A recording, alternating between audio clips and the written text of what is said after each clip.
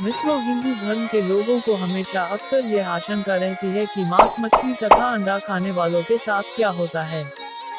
वैसे तो शाकाहारी भोजन को हिंदू धर्म में सर्वाधिक माना जाता है, लेकिन फिर भी कलयुग के दौर में सभी धर्म के लोग बड़े चाव के साथ खाते हैं। तो आज की प्रस्तुति में हम आपको बताते हैं कि मांसाहार खाने वालों व्यक्ति को पाप लगता है या नहीं।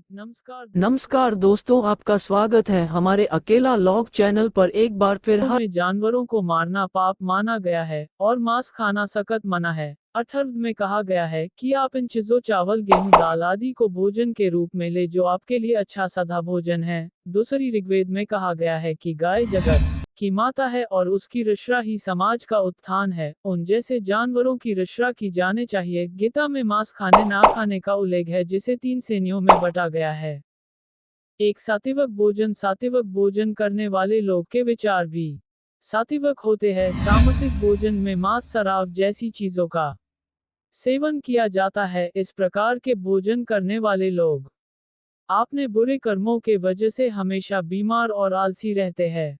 जो मांस खाते हैं वह 36 प्रकार के नरक में एक रूरुग्रनक में जाते हैं, जहां उनके शरीर के टुकड़े टुकड़े कर तेल में तला जाता है, जिसे मनुष्य के लिए जेलना कष्ट माना जाता है। इसलिए कहा जाता है कि महानता जीवन लेने में नहीं देने में है। चलिए इसी के साथ आपको ये भी बात दे कि आखिर मांस खाने वाले बारहान के साथ क्या होता है। आज के युग में हर धर्म के लोग मांस खाते हैं, उन्हीं में से एक पूजनीय बारहमान है। लेकिन क्या आपने कभी सोचा है, ऐसा बारहमान के साथ क्या होता है? क्या उनको भयानक सजाओं को भोगना पड़ता है? ये भगवान उन्हें माफ कर देते हैं। अगर किसी मनुष्य का जन्म बारहमान परिवार हुआ है और वह मांस का सेवन करता है, तो ऐसे लोगों का मृत्यु पास होती है, तब उनके दांत निकले पड़ जाता है और पेट निकल आता है।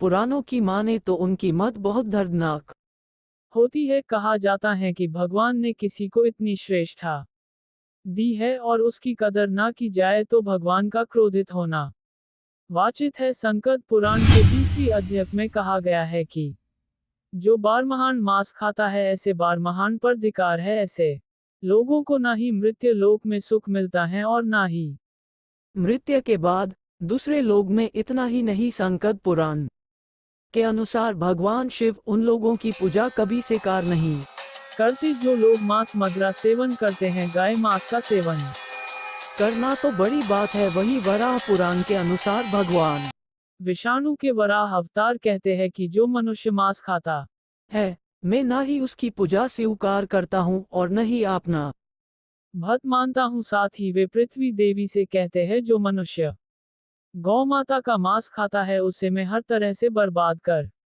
देता हूँ और वो मेरे लिए एक अपराधी के समान होता है। उसकी हर सुविधा को मैं मिट्टी में बदल देता हूँ। इसके अलावा भगवान श्री कृष्ण ने ये भी बताया है कि मनुष्य को क्या खाना चाहिए और क्या नहीं। भगवान श्री कृष्ण के अनुसार तामसिक भोजन है जिससे मनुष्य की वृद्धि चिन्ह होने लगती है और मनुष्य अपनी इंद्रियों पर से नियंत्रण खो देता है। उसके बाद मनुष्य ना चाहते हुए भी कोई तरह के अपराध का भागी बन जाता है। और ऐसे मनुष्य जब मेरी पूजा करत है या याद करता है तो मैं उसके पास नहीं जाता हूँ। इस तरह के भोजन करने वाले लोग अक्सर रोगी, दुखी और आलसी होते हैं।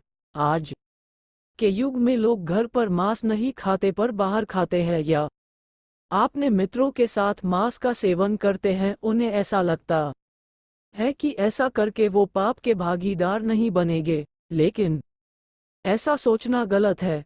उन्हें भी ठीक ऐसा ही सजा मिलेगी जो बाकी मांसाहारी को भगवान दवर मिलती है। एक मनुष्य सबको धोखा दे सकता है, लेकिन भगवान को नहीं। इसलिए कहते ना घर पे ना बाहर में मांस नहीं खाना चाहिए। तो मित्रों, आपने जाना मांस खाने से पाप लगता है और मांस खाने वाले ब्रह्मांड के साथ क्या होता है। अगर आपको किसी चीज की जानकारी थी तो नीचे कमेंट करके जरूर बताएं और हमारी वीडियो पसंद लगा तो लाइक एंड शेयर। आपने हमारे चैनल को सब्सक्राइब नहीं करे है तो जरूर करें। आपका वीडियो ये तक देखने के लिए आपका धन्यवाद। आज बस इतना ही, मिलते हैं अगले वीडियो में। अपना ख्याल रखना।